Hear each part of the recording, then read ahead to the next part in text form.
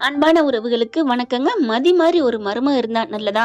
இல்ல லட்சுமி மாரி ஒரு மாமியார் இருந்தா நல்லதா? அப்படிங்கிறத கமெண்ட் பாக்ஸ்ல கருத்து தெரிவிச்சு, கூடவே ஒரு லைக்க மட்டும் போட்டுருங்க ஃப்ரெண்ட்ஸ். அதுக்கு மேல மனசு இருந்துச்சுன்னா சப்ஸ்கிரைப் பண்ணி ஒரு ஆதரவு குடுத்துருங்க. இப்ப நம்ம பணம் குடுத்துடுறாங்க. இப்படித்தாங்க இருக்கணும் பொண்டாட்டின்னா, மலர் மாரி. நீங்க எனக்கா குடுத்தது. இந்தாங்க வேணாம் மலரு வச்சுக்க. அட பைக் முக்கியமா என்ன நெனச்சுட்டு இருக்கீங்க? எப்படியே உனக்கெல்லாம் தெரியுது? அப்படிங்கிறாங்க. என் புருஷன் வாடிக்கிட்டு திர்றது எனக்கு புடிக்கல அப்படின்னு சொல்லிட்டு காச குடுக்குறாங்க. படிக்காதவன் படத்துல ரஜினிக்கு கொடுக்குறாரு பாத்தீங்களா நாகேஷ், கார் அடமானம் வைக்காதடா என் புள்ள வாடி போய் திர்றது பிடிக்கலன்ட்டு. அதே மாதிரிதான் இப்ப மலரும் செய்றாங்க. மலரு சூப்பர் கிரேட் அப்படின்னு தான் சொல்லணும். ஆனா உண்மையிலே இந்த வீட்டுக்கு எல்லாம் சாப்பாட்டுல உப்புல இருந்து 32 வாங்கி போடுறது நம்ம பாக்கியராஜ் தான். சிறடி காசுல முத்து மாதிரியே எல்லா செலவும் பண்றாங்க. ஆனா அடங்கி போய் இருக்கிறாங்க. எல்லாமேங்க கல்யாண செலவா, காது குத்து செலவா, அம்புட்டு எல்லாமே உப்புல இருந்து 32 வரைக்கும் சுரேஷ் பையன் சம்பாதிக்கிறான். அவனும் வச்சுக்கிறான், பூட்டிக்கிறான். இங்க மாமனார் விட்டு பென்ஷன் பணம் வருது, அவரும் பூட்டிக்கிறாரு. 2 பேருக்கும் இப்பதான் படிச்சிட்டு இருக்குதுங்க. அதனால அவங்க சம்பாதிக்கல. ரேவதியை கட்டி கொடுத்தாச்சு. இப்ப இருக்கிற ஒரு ஆள் தான் அப்படின்னு பாக்கியராஜ் தலையில மொத்தமும் மொட்டையா அப்புறம் எப்படிங்க முடி முளைக்கி வலிச்சு தடவி விட்டுருவாங்க போல இருக்கு. ஆனா சுரேஷ் கல் நெஞ்சேன் ஒண்ணு கூட கொடுக்க மாட்டேங்கிறான். வெளியில வாராரு வண்டி, அதாவது பணத்தை கொடுத்துட்டு ஃபைனான்ஸ் செட்ட வண்டியை தூக்கிட்டு வரலாம்னு நினைக்கிட்டு வெளியில வரையில போன் வந்துருது. என்னடா நினைச்சிட்டு இருக்க? என்ன நினைச்சிட்டு இருக்க?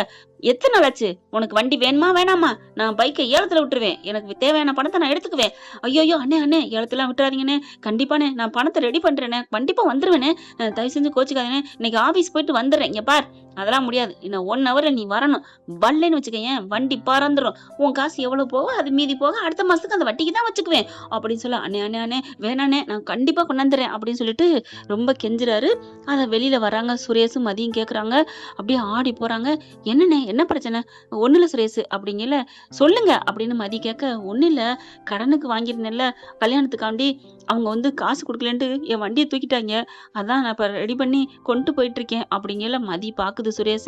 அப்படியே செம்ம கோவம் வருது. அதுக்கப்புறம் இல்ல ஏதாவது காசு வேணுமா நான் தரவா அப்படின்னு மதி கேட்க, இல்லப்பா பரவாயில்லப்பா நான் பாத்துக்கிறேன்.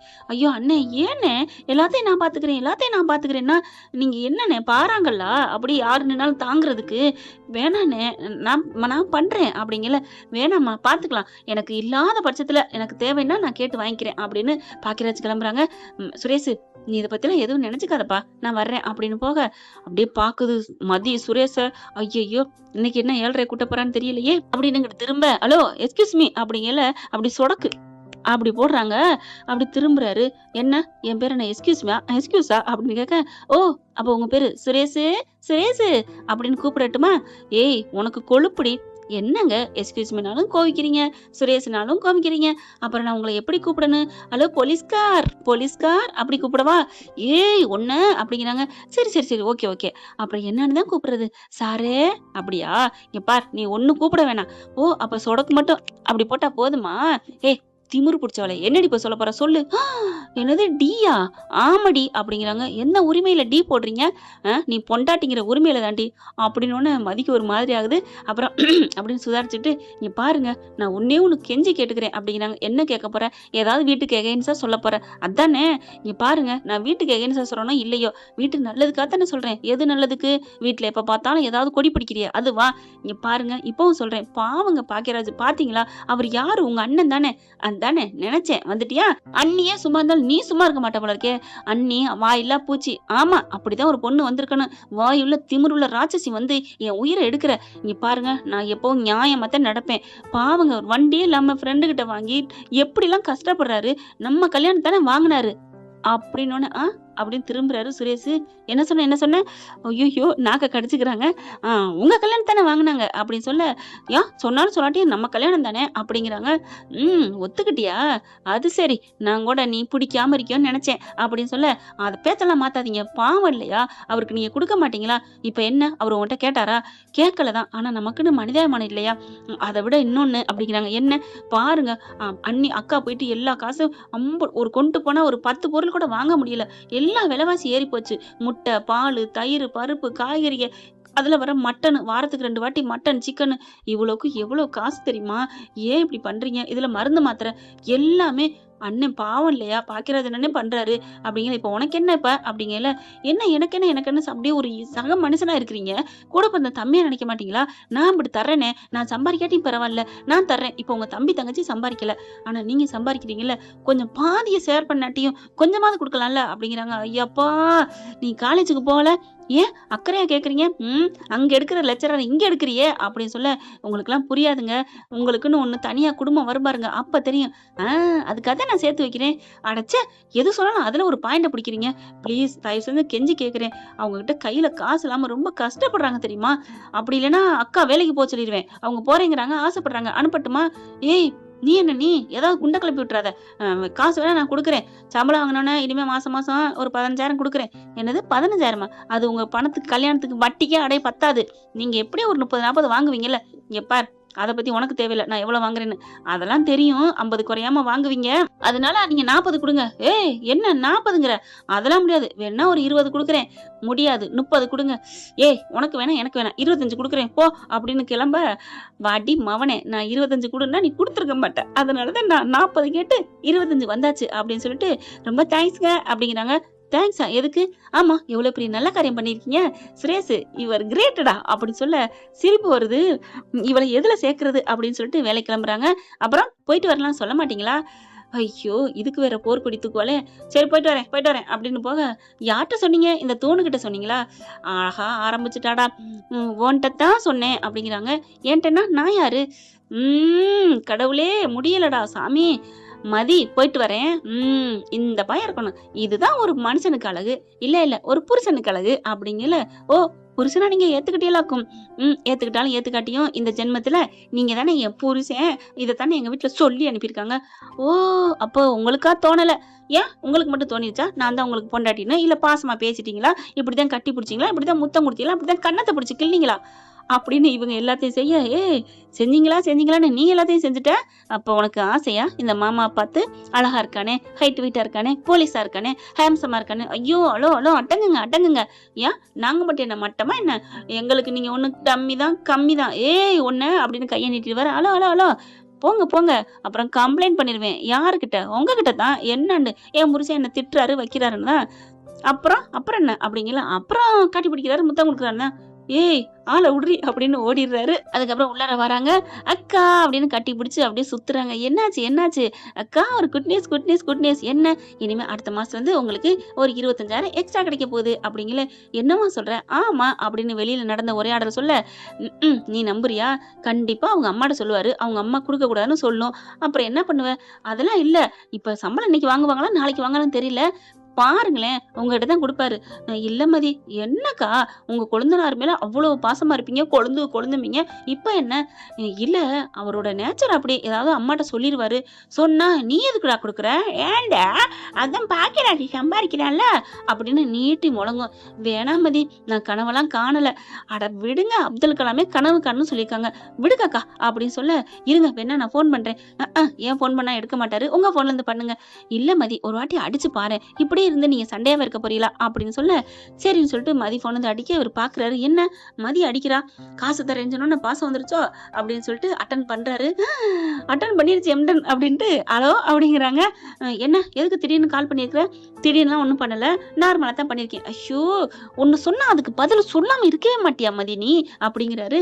ஹலோ, நீங்க ஒண்ணு சொல்றது பதில் சொல்லணும்னு தானங்க சொல்றீங்க. சரி விடு, என்ன இப்ப போன் பண்ண அப்படிங்கல. நீங்க காசு தரேன்னு சொன்னீங்கல்ல, இன்னைக்கே சம்பளம் போட்டுப்பாங்க தானே? அதானே நினைச்சேன். உனக்கு மூக்கு வெறுத்துருச்சா? எனக்கு போட்டது உனக்கு எப்படி தெரியும்? அப்ப போட்டாங்களா? அக்கா நாளைக்குன்னு சொன்னோம்ல, இன்னைக்கே போட்டாச்சான். ஐயோ, நானாத்தான் உளறிட்டேனா? ஹலோ பாசே, என்ன உளறிட்டேன் கிளறிட்டேங்கிறீங்க? காசு தரேன்னு சொல்லிருக்கீங்க, 4 லட்சம் கொடுக்கணும். லட்சக்கணக்கெல்லாம் என்ன முடியாது, 25,000 தர முடியும். ஐயோ, நீங்க எந்த ஊர்ல படிச்சீங்க கணக்கு? இங்க 4 லட்சங்கிறது 25,000 தானே? ஐயோ, நீ லட்சம் சொன்ன பெருசா தெரிஞ்சிச்சு அப்படிங்கிறாங்க. அப்புறம் நீங்க கொடுப்பீங்க இல்லைன்னு சொல்ல, அந்த பணத்தை உங்க அம்மாட்ட கொடுத்துடாதீங்க, உங்க அம்மாட்ட சொல்லிடாதீங்க, உங்க அண்ணன்ட்டையோ உங்க அண்ணிக்கிட்டே கொடுங்க ப்ளீஸ் அப்படிங்கிறாங்களா. அப்படி பாக்குறாரு, எவ்வளவு ஒரு பொறுப்பு நம்ம அண்ணன் அண்ணி மேல அப்படின்ட்டு. சரி கவலைப்படாத, பாத்துக்கலாம், அது அப்பப்ப எனக்கு மூடு என்ன இருக்கோ அதுதான் அப்படின்னு போன வைக்க, என்னக்கா உங்களுக்கு பாதி எனக்கு பாதி பதிலு தென்னை மரத்துல ஒரு குத்து தேங்காயில ஒரு குத்துங்கிற மாதிரி பாப்போங்கிறாரு. சரிங்கிறாரு. சரி ஈவினிங் பாப்போம் அப்படின்னு ரெடியா இருக்காங்க. அதுக்கப்புறம் வராரு வீட்டுக்கு. எல்லாரும் வந்ததுக்கப்புறம் எல்லாம் வந்துடுறாங்க, சாப்பிடுறாங்க. அம்மா ஒரு விஷயம் சொல்லணுமா அப்படிங்கல. ஐயையோ! சொல்லப் போறாரே! மதி பாக்குது. மலர் உடனே நான் தான் சொன்னேன்ல, எதுனாலும் சொல்லிருவாருன்னு. அக்கா அவசரப்படக்கூடாதுக்கா. இப்பதானே ஓட்டு போட்டிருக்கு. அதுக்கப்புறம் எண்ணணும், அப்புறமா சொல்லணும். இருங்க, இருங்க அப்படிங்கிறாங்க. அதுக்கப்புறம் பாக்கியராஜ் பாக்குறாரு. என்னடா சுரேஷ் சொல்லப் போற? ஒண்ணும் இல்ல. அது வந்து அப்படிங்கல, என்ன சொல்லப் போறாங்களா? எனக்கு சம்பளம் வாங்குறேன்லம்மா அப்படிங்கல. சரிடா இப்ப என்ன? அதான் நீ தானே வச்சிட்டு இருக்க. இல்லம்மா நான் உங்களுக்கு குடுக்கலான்னு இருக்கேம்மா. பாத்தியா மதி போச்சா போச்சா அப்படிங்கல. எனக்கா என்னடா சொல்ற? ஆமாம்மா உங்களுக்கு மாசம் மாசம் ஒரு 2000 கையில குடுக்கலான்னு இருக்கேன். அப்பாடா அப்படின்னு மதி மூச்சு விடுது. மலரும் ஐயோ ஒரு நிமிஷத்துல நம்மள தூக்கிட்டானே. மதியையும் மலரையும் நல்லா பாக்குறாரு. சைட் அடிக்கிறாரா நம்ம சுரேஷ். என்ன பயந்துட்டியா அப்படின்னு கேட்க, ஆமா அப்படிங்கிறாங்க மதி. பயப்படாத, நீ சொன்னது என் மனசுல நெஞ்சில இருக்கு அப்படின்னு சொல்ல லட்சுமி பாக்குது. டேய் என்னடா ஏன்ட்ட சொல்லிட்டு உன் பொண்டாட்டிக்கு இங்க லுக்கு விடுற? என்ன இந்த அளவுக்குலாம் ரொமான்ஸ் பண்ற அளவுக்கு ஆரம்பிச்சிட்டீங்க போல இருக்கே. அதுக்குள்ளவா மனசு மாறிட்டீங்க? அம்மா நான் மனசு மாறி வாழணும்னு நினைக்கிறியா வேலை நினைக்கிறியா? அப்பலாம் நான் நினைக்கலடா, நீ வாழணும் தான். அப்புறம் எப்படி பேசுற? இல்ல அவ முறுக்கிக்கிட்ட முறுக்குக்கும் நீ முறுக்கிக்கிட்ட முறுக்குக்கும் இவ இமயமலையிலே நீ கன்னியாகுமரியில இருந்தீங்க. அதுக்குள்ள டபக்குன்னு எப்படா ஒண்ணு சேர்ந்தீங்க? ஃபிளைட்ல ஒரு நாள்ல வந்துடலாம் அப்படின்னு மதி சொல்ல, அதானே உன் வாய் சும்மா இருக்குமா என்ன? ஏயா நீ 2000 தரியாயா? ஆமாம்மா. சரியா சரியா பாத்துக்கிட்டீங்களா கேட்டுக்கிட்டீங்களா? 2000 ரூபாய் என் புள்ள குடுக்குறான். ஏண்டி உன் புருஷன் பாக்கியராஜ் நீனாவது கொடுத்துருக்கியா என்ன? மதிக்கு கோவம் வருது. ஏங்க அப்படிங்கல கைய பிடிக்குது மலரு. விடு அப்படிங்கல. அப்புறம் மொத்தம் கொடுக்கறது என்ன? அவங்க கையில குடுக்கலையா அத சொல்றாங்க அப்படிங்கல. அட போக்கா நீ வேற எதையுமே தள்ளி போ, தானும் படுக்க மாட்டேன் அந்த கதை தான் அப்படின்னு சொல்ல. அதுக்கப்புறம் எல்லாம் சாப்பிட்டு முடிஞ்சிடறாங்க. கிச்சன்ல நின்னு எல்லாத்தையும் ஓரம் கட்டிட்டு இருக்காங்களா. சுரேஷ் வராரு. அண்ணி அப்படிங்கல. வா சுரேஷ். மதி பாக்குது. ஏங்க நீங்க வாட்டுக்கு போட்டு விட்டுருக்கீன்னு பயந்துட்டேன் தெரியுமா அப்படின்னு மதி சொல்ல, எனக்கு தெரியும் உன்னை பயத்தின் உச்சத்துக்கு போகணும்னு தான் நான் அப்பெல்லாம் பேசினேன். அட பாவி அப்படின்னு சொல்லிட்டு உங்களை அப்படின்னு ஒரு கரண்ட் எடுத்து ஓங்குறாங்க. அடிச்சிடாத அப்படிங்கிறாரு. அதுக்கப்புறம் பாக்கியராஜ் வராங்க. சுரேஷ் என்னடா சாயந்தரமே அனுப்பிட்ட போல இருக்கு. பணம் எப்ப அனுப்புன? மத்தியானமே அனுப்பியிருக்கிறேன். நான் என்ன ஏதுன்னு கேட்போம்னு நினைச்சேன். வேலை டைட்டா இருந்துச்சு. இப்பவும் கேட்போம்னு நினைச்சேன். நல்ல வேலை அப்படிங்கல. மலர் பாக்குது. ஏங்க என்னமோ சொன்ன மாதிரி திருடன் போலீஸ்காரன் வீட்டுல ஒளிஞ்ச மாதிரி நீங்க அங்கே எல்லாரும் முன்னாடி கேட்க போனீங்களா? ஆமா. கேட்டிருந்தீங்கன்னா கதை கந்தல் தான். எதுக்கு பணம் அனுப்புன அப்படிங்கிறாங்க. எல்லாம் நம்ம மதி சொல்லித்தான் அப்படின்னு மலர் சொல்ல, என்னம்மா அப்படிங்கிறாங்க. ஆமாண்ணே நீங்க எவ்வளவுதான் கஷ்டத்தை சுமப்பீங்க. அதனால அவருக்கும் ஒரு பொறுப்பு வந்துருச்சு. இனிமே அண்ணன்ட்ட மாசம் மாசம் 25 ரூபா கொடுக்குறேன்னு சொல்லிட்டாரு. குடும்பத்துல உள்ள எல்லா செலவையும் பாத்துக்கங்கன்னு சொல்லிட்டாரு. கடன் இருக்குல்ல கடனுக்கு வர வச்சாலும் சரி எதுக்கு வேணாலும் வச்சுக்கோங்க அப்படின்னு சொல்ல, டே சுரேஷ் அப்படின்னு கட்டி பிடிக்கிறாரு. ரொம்ப தேங்க்ஸ்டா. இப்ப எனக்கு எவ்வளவு சந்தோஷமா இருக்கு தெரியுமா? ஒரு கை எனக்கு இல்லாம இருந்துச்சு, நீ எனக்கு தாங்கி பிடிச்ச மாதிரி இருக்குடா அப்படின்னு கட்டி பிடிக்கிறாங்க. அவ்வளவு ஒரு பாச பிணைப்புல சுரேஷே ஒரு மில்ட் ஆகுறாரு. பாத்தீங்களா 2 பேரும். மலர் பாக்குது பண்ணது எல்லாம் நீ, ஆனா என் புருஷன் அங்க கிரெடிட்ட குடுக்குறாரு அப்படின்னு மலர் பேச போயில. அக்கா சும்மா இருங்க, வேணாம் இருக்கட்டும். அவரு நல்ல சந்தோஷப்படுறாரு. அவர் முகத்துல அந்த கிரெடிட் பூரா தனக்குன்னு பெருமையா இருக்காரு. தனக்கு இல்ல பொண்டாட்டிக்கு, அதுவும் பிடிக்காத பொண்டாட்டிக்குன்னா இன்னும் அவருக்கு கோவம் வந்தாலும் வரும். வேணாக்கா விடுக்கா. பரவாயில்லையே மதி எல்லாம் புரிஞ்சு நடக்க ஆரம்பிச்சுட்ட. உன்னைய போய் புரியாதவன்னு சொன்னாங்க. எல்லாரும் மலர் மாதிரி இரு மலர் மாதிரிங்கிறாங்க. அட விடுக்கா. அப்படித்தான் ஒரு நேரம் எல்லாரும் எல்லா மாதிரி இருக்க முடியாதுக்கா. சமையல் வீட்டு பொறுப்பு எல்லாத்துலயும் நீங்க கில்லாடி, அதை வச்சு சொல்றாங்க அப்படின்னு சொல்லல. இவங்க கட்டி பிடிச்சு முடிய, ஐயோ அண்ணே எனக்கெல்லாம் மொத்த கிரெடிட்டும் கொடுக்காதனே. ஏன்பா அப்படின்னு பாக்கியராஜ் கேட்க, இந்த ஐடியா சொன்னது எல்லாமே வேற ஆளு யாரு? மலரா? ஏன் மலர் நீயா? ஐயோ நானா இல்லைங்க. அவர் பணத்தை நான் கொடுன்னு சொல்ல முடியுமா என்ன? அப்புறம் யாரு? எல்லாம் உரிமையானவங்க உருத்தானவங்க தான் சொன்னாங்க. உனக்கு உரிமையானவங்கன்னா அம்மாவும் மதியும் தான். அம்மா சொல்ல போறது இல்ல. மதி நீ அம்மா அப்படிங்கல. ஆமாண்ணா அப்படிங்கிறாங்க. எனக்கு ரொம்ப சந்தோஷமா இருக்குது அப்படின்னு சொல்லிட்டு எல்லா 4 பேருமே சந்தோஷப்படுறாங்க. மதி என்ன பண்றாங்க, அண்ணே அக்கா எனக்கு அவர் பணம் கொடுத்ததை விட இப்ப எனக்கு ரொம்ப சந்தோஷமா இருக்கு. ஏன் என்ன மதி என்னாச்சு? ஆமா நான் தான் கொடுத்தேன்னு பெருமையா பேத்திருந்தா கடனுக்கு கொடுத்தான்னு அர்த்தம். ஆனா மதிதான் எல்லாத்துக்கும் காரணம்னு அதை புரிஞ்சுக்கிட்டாரு பாத்தீங்களா? எனக்கு அந்த பணம் கொடுத்த விட எனக்கு ரொம்ப சந்தோஷமா இருக்கு. தேங்க்யூ சுரேஷ் தேங்க்யூ அப்படின்னு கைய பிடிச்சு அப்படியே கண்ணுல ஒத்திக்கிறாங்க. அப்படியே மலர் வந்து தட்டி கொடுக்குது. சரி சரி அழுகாத அப்படிங்கல. மலரு சுடு தண்ணி கொடு. ஐயோ எம்டி வந்துட்டாடோ அப்படின்னு அழுவரும் ஓடுதுங்க. என்ன ஃப்ரெண்ட் இவ்வளவு போனா நல்லா தானே இருக்கும். பார்க்கலாம் என்ன நடக்க போகுதுன்னு. இந்த பதிவு உங்களுக்கு பிடிச்சிருந்துச்சுன்னா உங்க பொண்ணான கையால ஒரு லைக்கை போட்டு சப்ஸ்கிரைப் பண்ணி ஆதரவு கொடுங்க அன்பு உறவுகளே. Thank you friend. இந்த வீடியோ உங்களுக்கு பிடிச்சிருந்தா தயவு செய்து லைக் பண்ணுங்க. இன்னும் அப்டேட்ஸ்க்காக சேனலை சப்ஸ்கிரைப் பண்ண மறக்காதீங்க. நம்ம கிட்ட இருக்க எல்லா சேனல்ஸோட லேட்டஸ்ட் வீடியோ அப்டேட்ஸ்க்காக மேல ரைட் சைடுல காட்டுற லிங்கை கிளிக் பண்ணி வாட்ஸ்அப் குரூப்ல ஜாயின் பண்ணுங்க. உங்களிடம் விடைபெறுவது நான் உங்கள் மெஹர்.